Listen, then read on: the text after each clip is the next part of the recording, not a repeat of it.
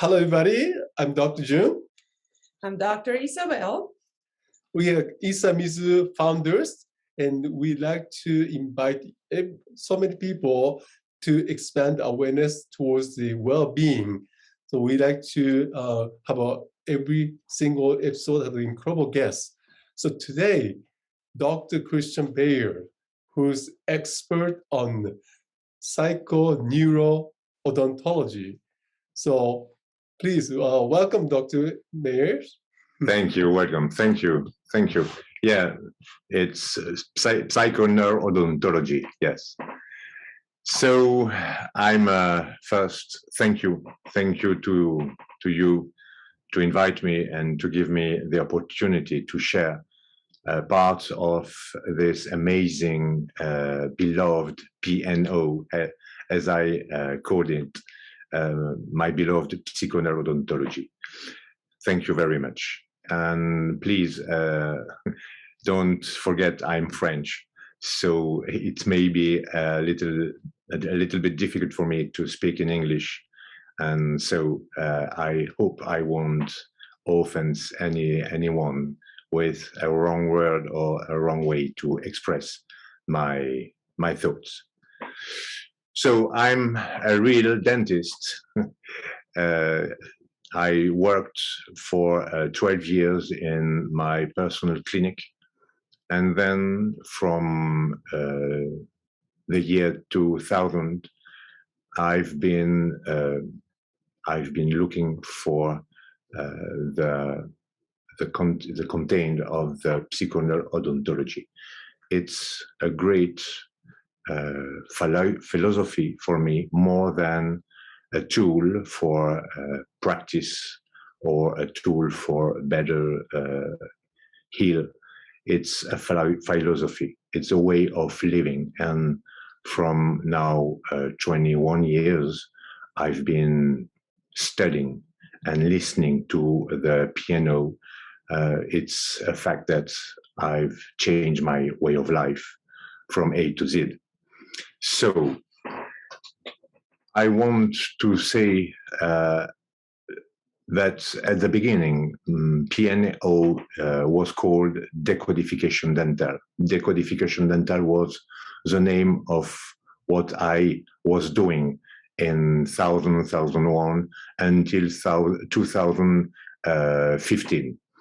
Then I decided to call my work Psycho Neuro Odontology, because it was more scientific, and I had to go to universities to give conferences. So decodification, dental decodification, or PNO is the same thing, and is a work to understand not only the teeth in our mouth, but the human being through the teeth.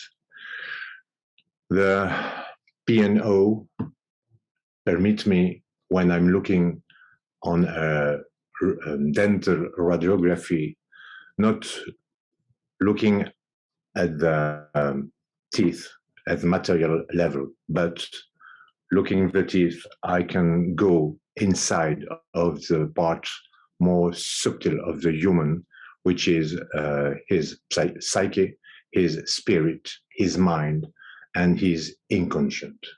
That is amazing. So, because I want to kind of share a little bit with people that don't know. PNO stands for the psychological endocrine odontology. So that's dental neuro odontology. Neuro odontology. So PNO. Neuro odontology. Yes. Yeah. So there is a correlation between the brain and all the emotions and our thoughts with the teeth. Is that because of the way the teeth were developed? They're developed with the same embryonic layer as the brain.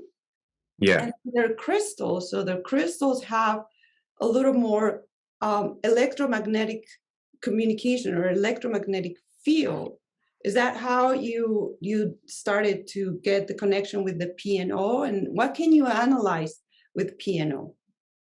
Well, first, I had the no, I don't know how to tell it. I could touch one of my teeth and ask me something about this tooth, and I received the decodification. It's something amazing for me, be able to do it. But that's the way I discovered the dental decodification. It's not an intellect work. It's not analyzing the data from my patients. It was from my inside that I could hear the dental decodification. Then, because I am a scientific man, I needed to find why or how it is possible.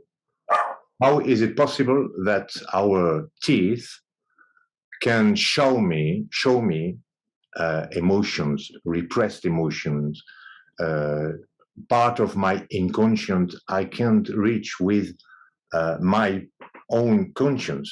So I see first that the tooth or the teeth and the brain are made from the same embryological tissue, which is the neural tube. Then I was thinking like twins who are born from the same mother, they stay with a link from the beginning until the end of the life. So I thought it would be possible that our teeth and not the brain as a biological tissue, but all the brain permit me to live, permit me having in my conscious. I thought this could be linked forever. How? Really, I don't know.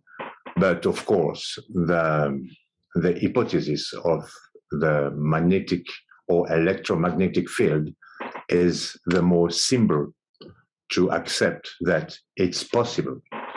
However, today we can't prove it or we can't see it. But we must know or remind that the epiphysis, not the hypophysis, but the epiphysis, also contain hydroxyapatite as the teeth. So there are similitudes between the brain and our teeth. The third level who permit me think it's possible is that our neurons connecting with electricity and our teeth produce electricity too. So they can exchange or they can communicate with this electromagnetic field. It's, for me, it's the hypothesis more simple. So would you explain to us how do our psychology and emotion can show changes in our mouth and our teeth?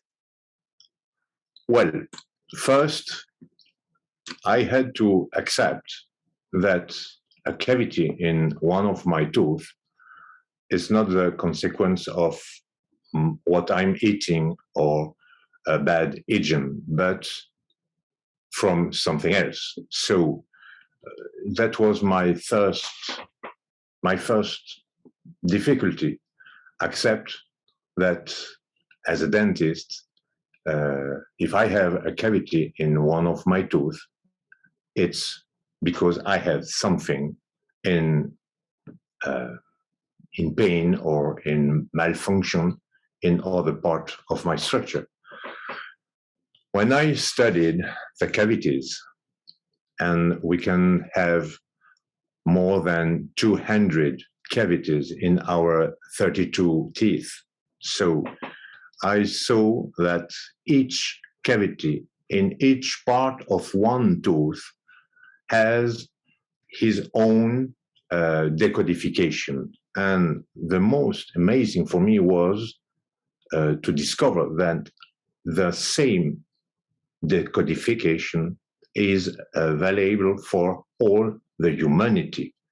It doesn't depend of my culture, of my social level, or my religion, or my nationality. No, it's something universal.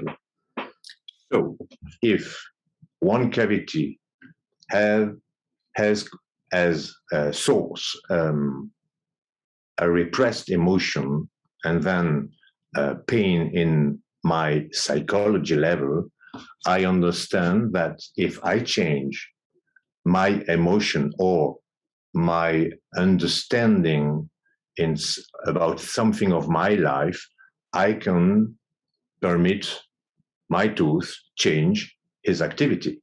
And of course, a cavity won't fill it alone. We will always need a dentist to fill the cavity. But what I can do is stop the process in my tooth, changing something in my psychology.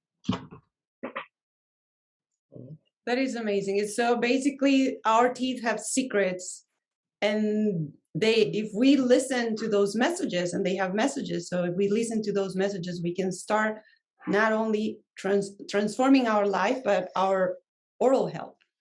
Yeah, look, I've been studying Psycho Neuro Odontology for 21 years now, and it doesn't end today. We always say, or human used to say, I have a soul.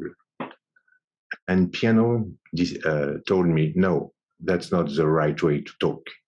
The right way to talk is, I am a soul. I am a soul.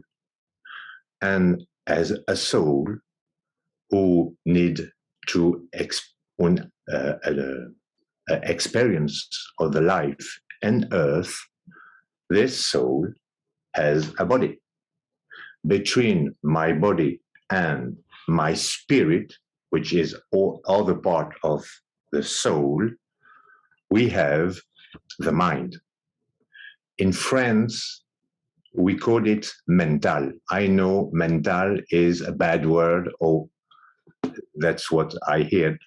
It's a bad word in United States, mental. But mind is where we can be aware of what we are living. The difficulty is that inside of the mind, there is a lower mind and an upper mind. And what we use normally, if we don't wake up, is the lower mind. And this part of my mind, of our mind, will be used to survive. And what is survive for a human? It's not escape from a lion. This is animal. A human survive is escape from suffering. So we have programs received from our family, received from the memory of our family. We have programs inside of us to manage our life with the hope of escape of the suffering. Well, great. If everything okay, I can follow this way of life until the end. But if one day I have to cross a suffering without solution, without knowing how can I do now, or perhaps again the same suffering for so much time I am living the same suffering, but maybe I have to understand something. And this is the first open door to our inner world, because PNO is a guide for an inner journey. To what? To our inner self, of course. But inner self, it's a word. I'd like, after knowing a word, living the experience of this word. And the inner self is like another identity. As if you told me, you think you are Christian, but if you look inside of you, you will find something else, something more. That's the inner self. And the teeth support all I think. This is my identity. Ego, we know the word ego, but we don't understand what our lower mind do with this. We are, from the age of 3 years, we are living something very important for our biology, for our existence. We are living the fact and the capacity of the objectification of the verb.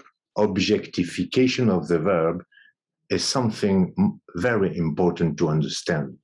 So when my mind think ego or I, this lower mind objectificate this and what? And my body. That the first difficulty we have to cross is no more identificate himself with his body. We are more than this. But this is the way the lower mind operates. If we open the upper mind, and for this we need energy from inside, no energy from a product, chemical product or something else, but from our inner world we can receive energy, which one will open our upper mind to see and to hear much more than from the lower mind who objectificates every word. For example, we all know the word father. Our lower mind, for our lower mind, father is our father. Father is him. This is objectification of the word, objectification of the verb. When we hear the PNO wisdom, he will teach us that father is not someone. Father is a function.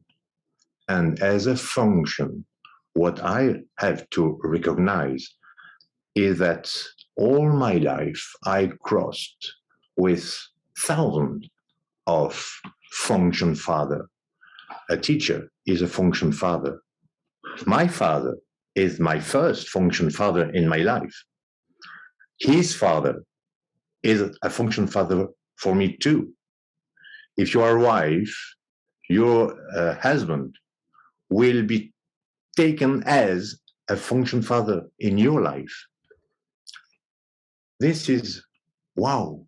And so, even if I never known my father, I can recognize who was function father for me, and we'll see that we always have one in our life, because without a function father in our life, we can move, we can reach nothing.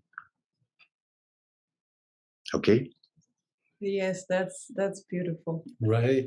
So you explain a lot about connection between upper mind, the lower mind, and especially PNO, the psycho, the neuro part of the connection to the mouth.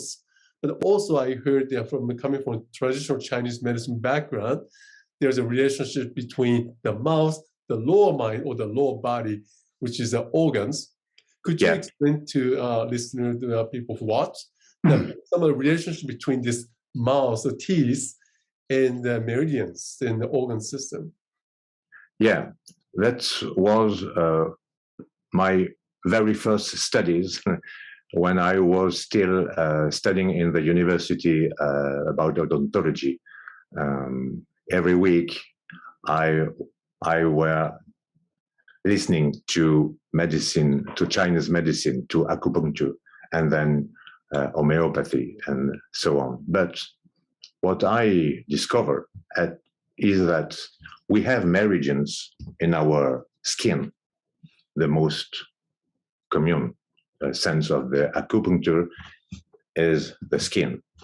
But inside our mouth, we have the same meridians which are connected with every one of our teeth. The upper right central incisive is connected with kidney. And the upper left central incisive also connected with kidney. The upper right lateral incisive is connected con bladder. The upper left lateral incisive is connected con bladder. And this is for every human equal, the same. What is the sense of all this? Why shall we have meridians in the skin and in our mouth? I thought it's because our teeth are the first acupuncture needles of the humanity, because teeth produce electricity. So the electricity of each tooth can flow in the meridian, because the meridian is inside of our mouth.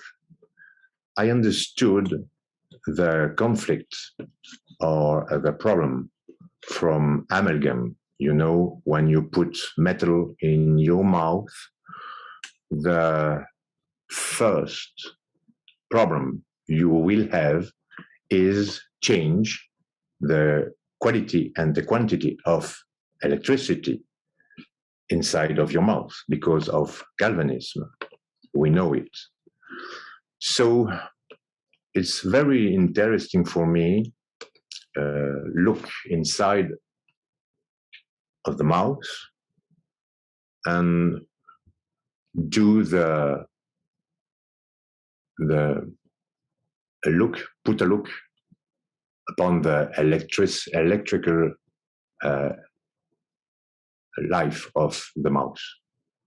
I don't know how to say it. No, that's perfect. Yes. The vital force for the energy in the mouth. It's important for me when I had patients in my clinic to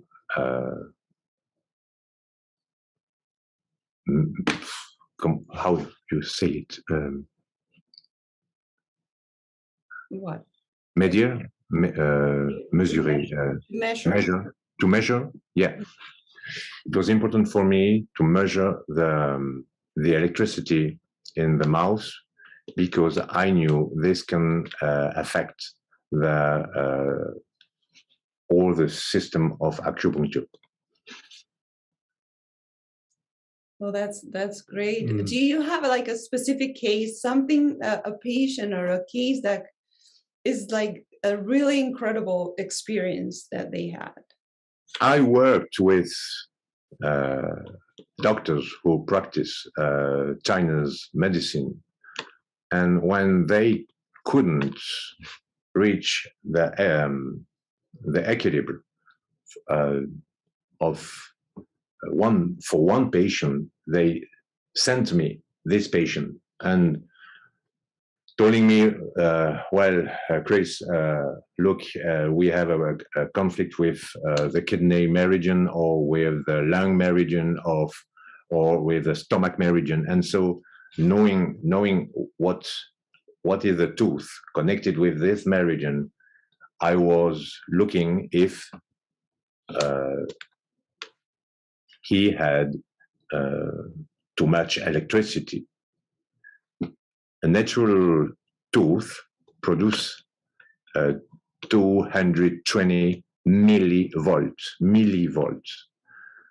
And when we have conflict with metal, we can reach 700 millivolts. So it's more than the system need or use.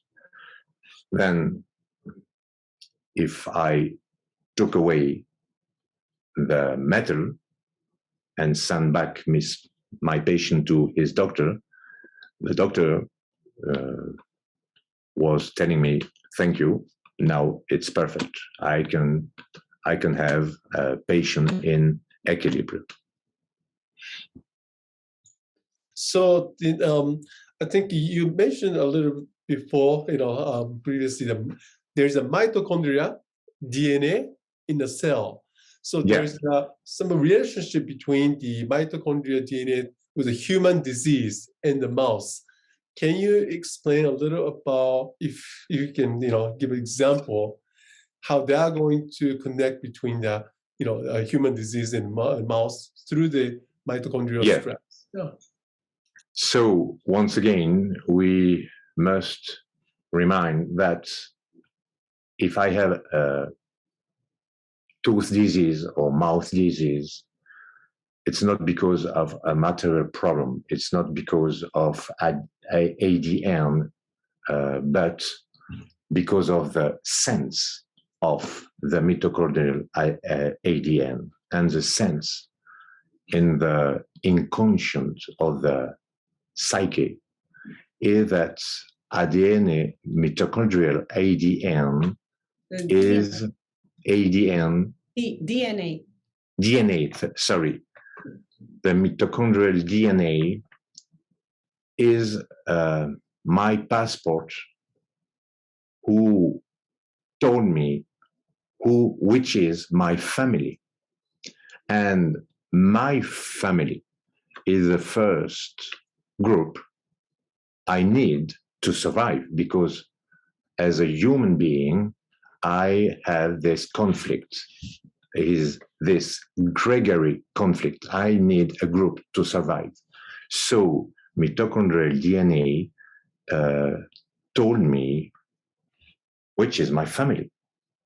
My mitochondrial DNA is the same that the one of my mother. That's the same than the mitochondrial DNA from my grandmother, her mother, and so on upon 7 generations. Is something muy stable, stable. So if someone has a problem with his family, we will see a tooth with a problem.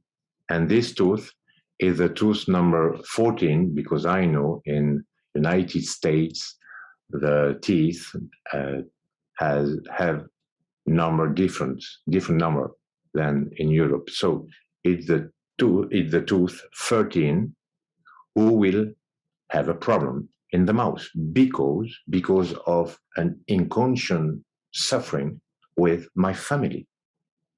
That's the way, and that's every time the way we can understand a mouth disease or a cavity or a pain in the tooth. It's from the sense of what we are living.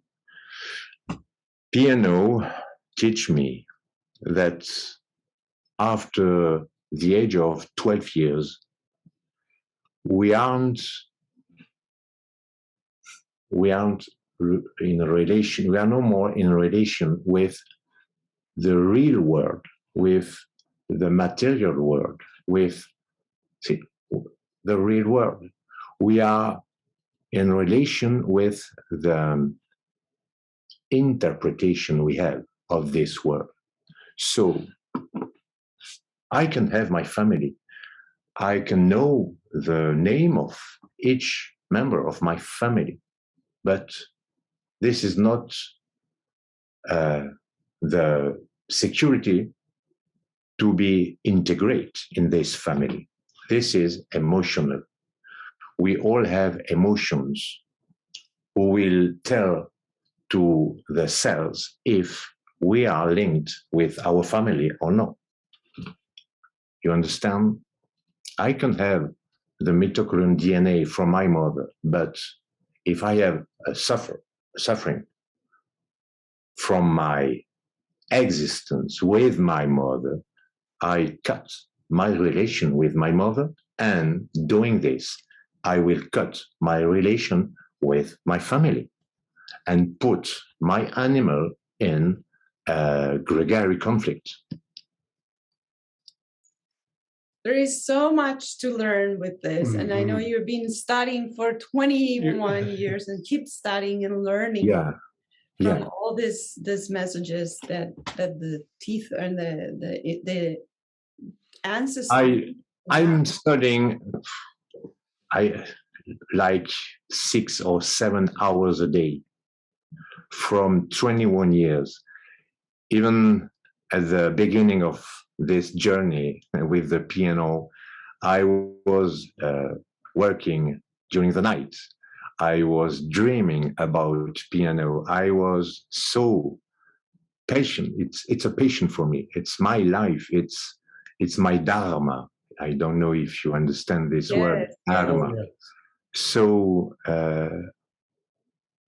after more than 10,000 patients, whose are my clinical experience, I know that PNO is real, is true. No, it's not a creation of my mind or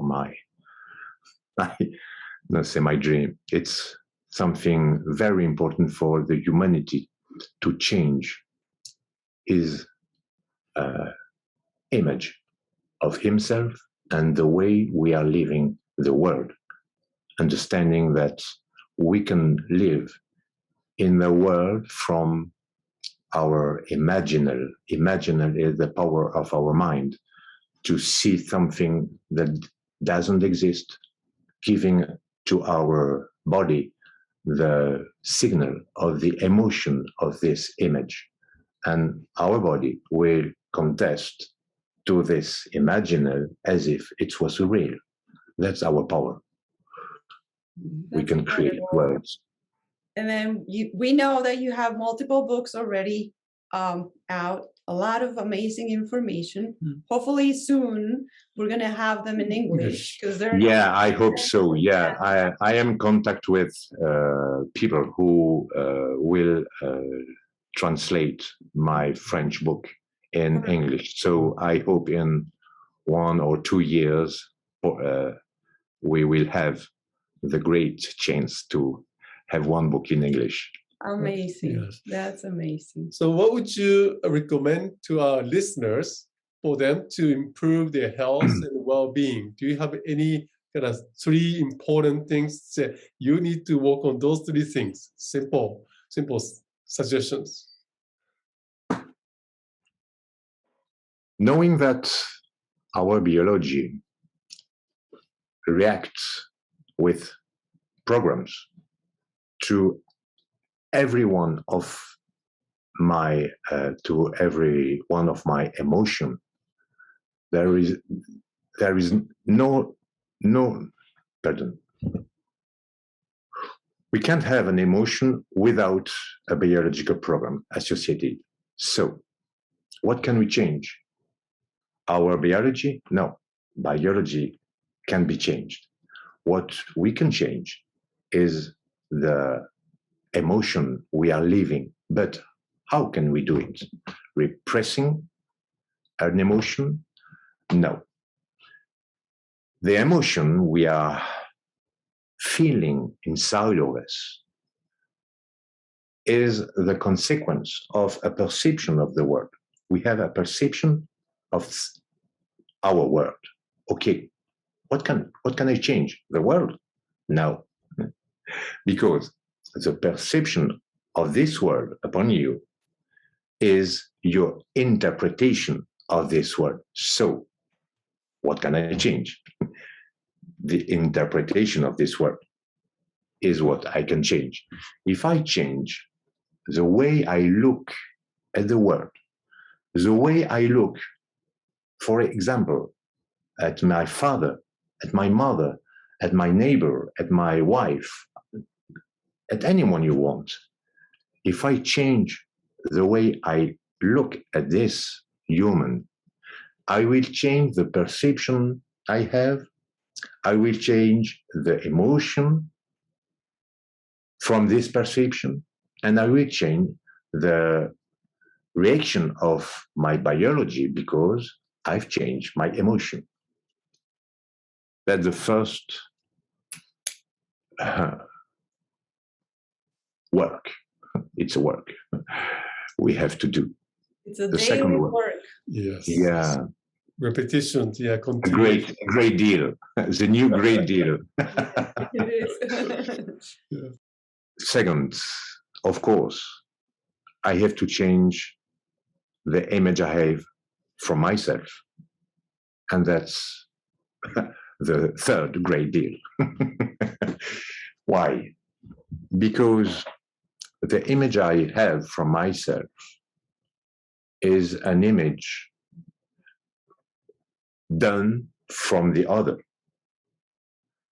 I can think I'm stupid. Why? Are you stupid? I don't know, but my father, my teachers always was telling me, you're stupid.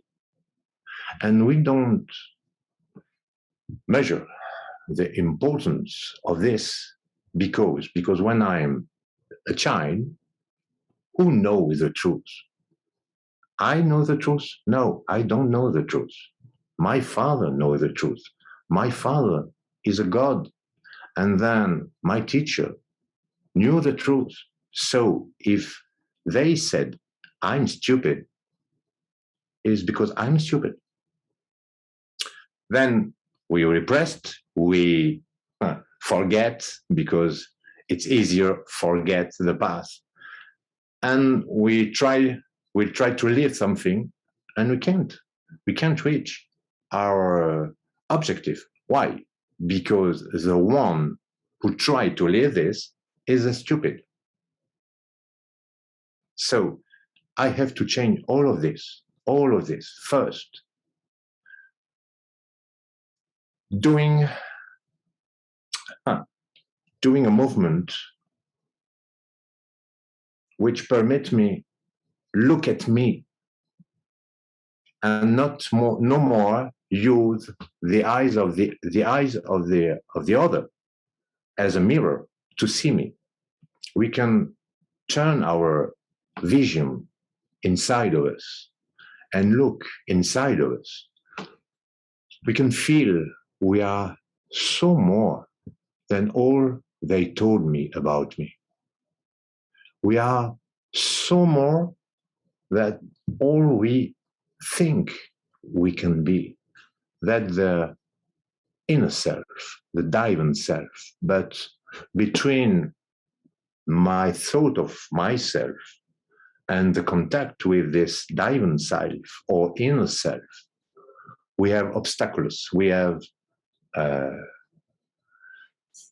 difficulties, we have suffering, and no one like meet his suffering because we cry one day for something. I don't want remember me this. You do. You have to remember this. But you will see that this suffering was a closed door to something much more powerful behind this door. So when we meet with suffering of our path, we have to understand that we don't have to escape. We have to cross. We have to cross this suffering, because behind the suffering, we will find light.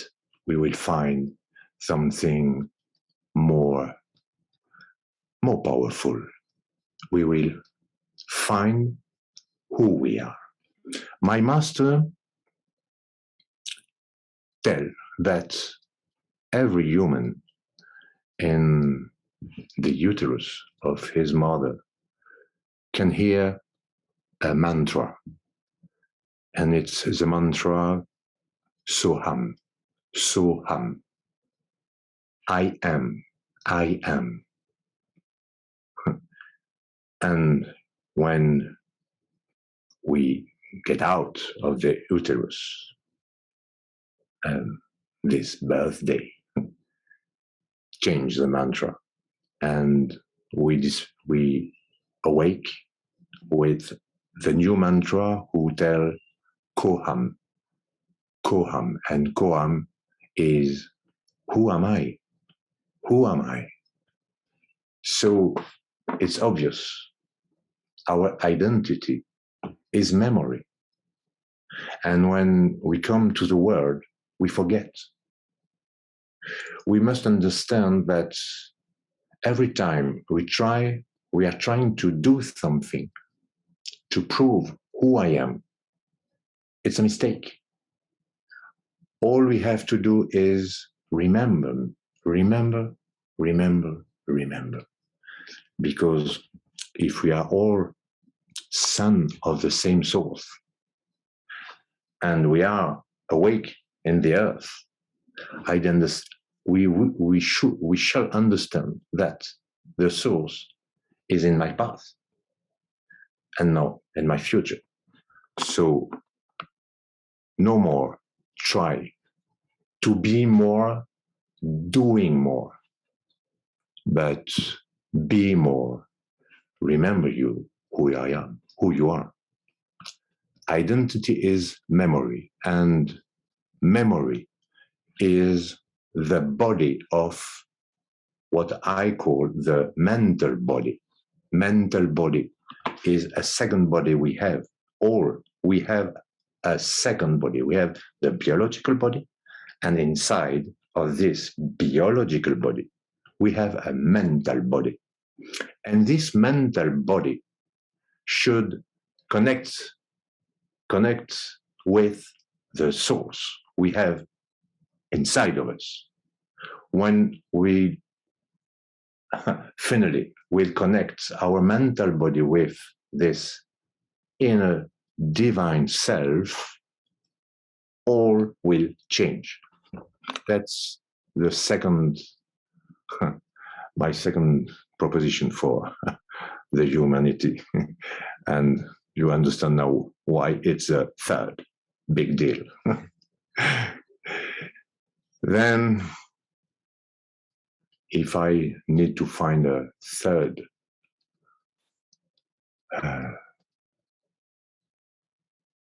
I don't know. Love yourself, right? Yes. Self-love. Self-love, yes, I know it. I know how important it is. Love himself. My fear is knowing the lower mind, who will look at his image in the mirror, trying to change his hair or his glasses or whatever else to find himself better, so now I can love me. That's my fear from the lower mind. Love me, to be in love with myself is close the eyes, use the breath to turn the vision inside of me, until this point inside of me, which send me love without what I do, without knowing what I do, with no interest about my clothes or my hairs. It's a natural love we can feel inside of us for us. And then after this experience of feeling something in me loves me, I can love me. That's always I see this way. That's why we need to experience love with a human outside of us. We need to experience that someone loved me to be able to love me after that. It's very important to remember which was the member of my family who loved me. This is a help, very, very powerful. That's beautiful. That's amazing. Yes, thank you. Thank you so much. Thank you for allowing us to interview you and for giving us all this wisdom. We hope to see a lot of your knowledge and information written in English soon.